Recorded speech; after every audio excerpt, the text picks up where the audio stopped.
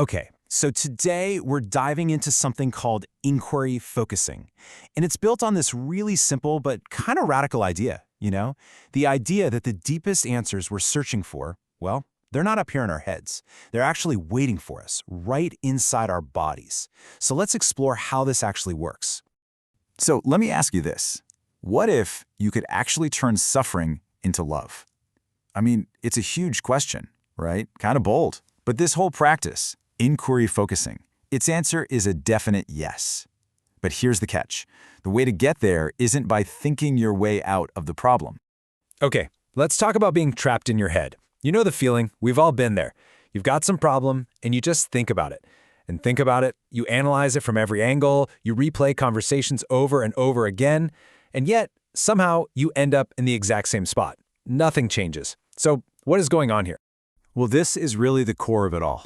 See, our head? It's just looping. It's playing the same old tapes, the stories it already knows. It's a closed system. But the body? The body is totally different. It offers something completely new. It speaks in sensations, in these alive feelings. And right there, in that feeling, is the key to the next step. It's literally the doorway out of that endless loop. And this quote just nails it, doesn't it? When the body is not involved, thinking remains spinning in a closed system. I mean, that's it. If we don't bring our body into it, our thoughts just go round and round. We're trying to solve a feeling with a thought. And it's like trying to catch smoke with your hands. It just doesn't work. We need a completely different way in. Which, of course, brings us to the body's hidden wisdom.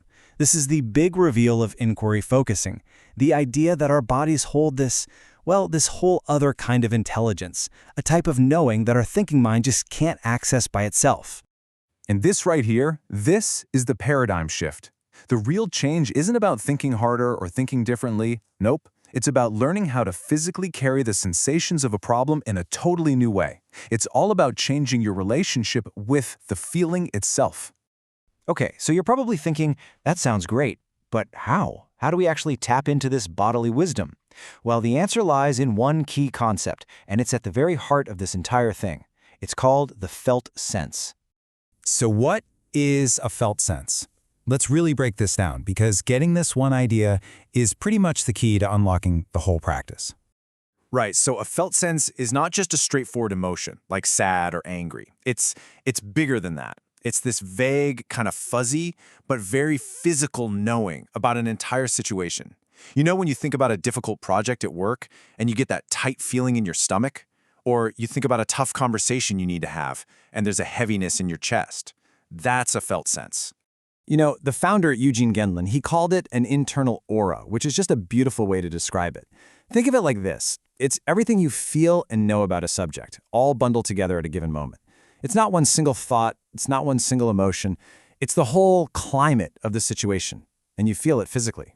So how do you know if you've found one?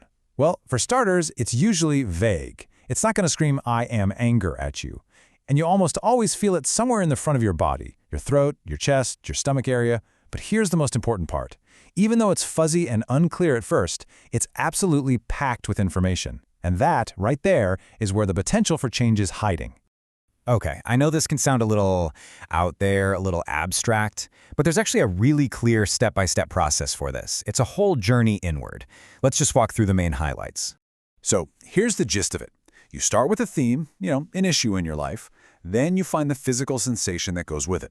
The next step is key. You don't analyze it. You just ask it some gentle questions. And when you do that, you might experience what's called a bodily shift, a moment of release. And from that shift, you can discover the real essence of what's going on. So let's say you want to try it. It starts simply. You bring to mind a topic, like my relationship with my sister or my stress about money. Then you just quietly turn your attention inward and you ask your body, hey, where do I feel all of that? And then you just listen. You wait for a sensation to show up.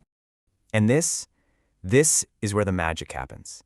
Instead of doing what we normally do, pushing the feeling away, trying to figure it out, you just stay with it.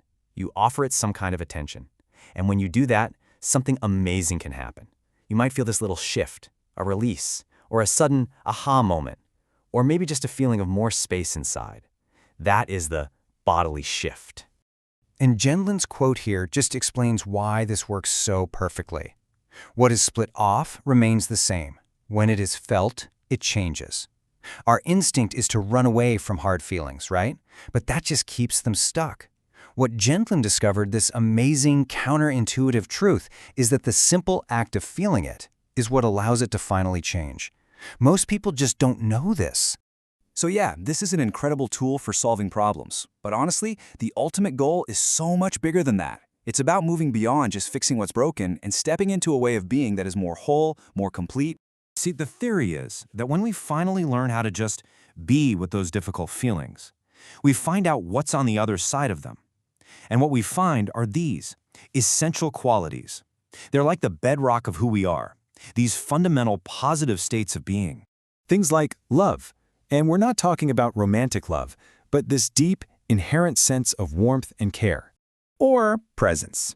That simple, clean feeling of just being here, right now, without all the mental clutter. Or even space.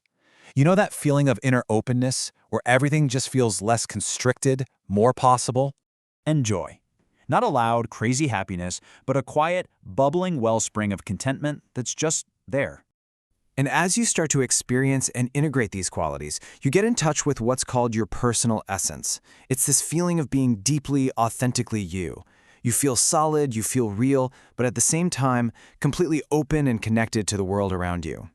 So to wrap this all up, let's bring it right back to you, right now. Just for a second, take a breath. As you're listening to this, what is the felt sense of this very moment for you? Don't even try to label it, don't analyze it, just notice what's there. Because that's where the journey begins. Not up in your head, but right here, right now, in your body.